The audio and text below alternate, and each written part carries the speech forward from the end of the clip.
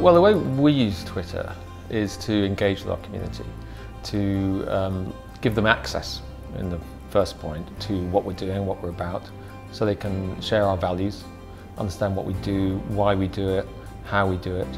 And then I like to be contemporary as well, so engage with London's food community, more broadly speaking. So bloggers, restaurateurs, chefs.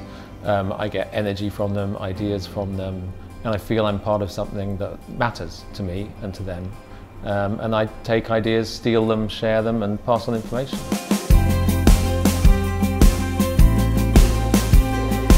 In terms of when we really discovered how Twitter could work, in terms of the moment that it hit me, was right when we started actually.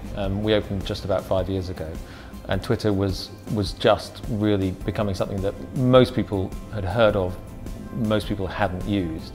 And there were restaurants that we aspired to be like. We had our chef from St. John, and I asked if they were on Twitter, and they said yes, they'd just started using it and found it very helpful. And so I signed up, and straight away suddenly had a whole lot of friends, people who talked about things that I was interested in, and it gave me this power of finding stuff out, but also telling people what we were doing really quickly. And I found a large number of people really quickly who currently are among my most regular counterparties in Twitter chat right at the start.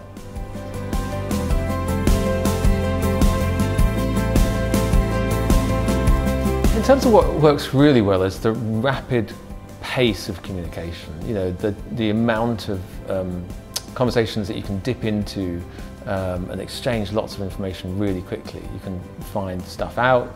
You can, I've used it to find a new extractor fan when I'll stop working in sort of inside 12 hours. I've used it to sell events within sort of 24 hours.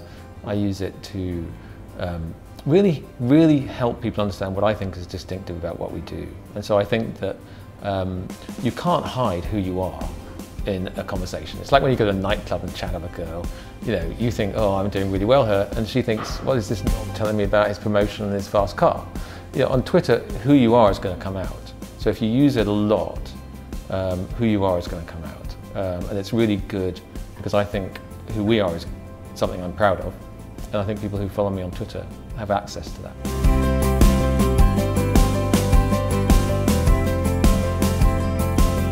The most important thing, I think, to be successful on Twitter is to have someone empowered to have a personality, and therefore to communicate what you're about. If you've got an owner-operated place, it can reflect what you're doing, why you're doing it, how you like doing it, and what your values are. Either way, the more you've got the right person tweeting with personality, again, you can't hide who you are. So if you're expressing who you are well, then it's engaging. If you're anodyne, it's boring and it's disengaging. So the best thing to do is find someone who is proud of their job, who enjoys their job, and who can genuinely communicate enthusiasm.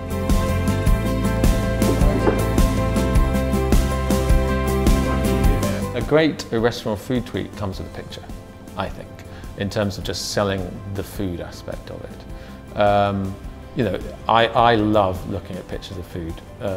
People who say they don't want to see feeds full of pictures of food, I'm always kind of don't follow them. I find them engaging in terms of setting standards, in terms of drawing me in terms of making me feel hungry. So I like a food picture tweet. But also, I like something funny.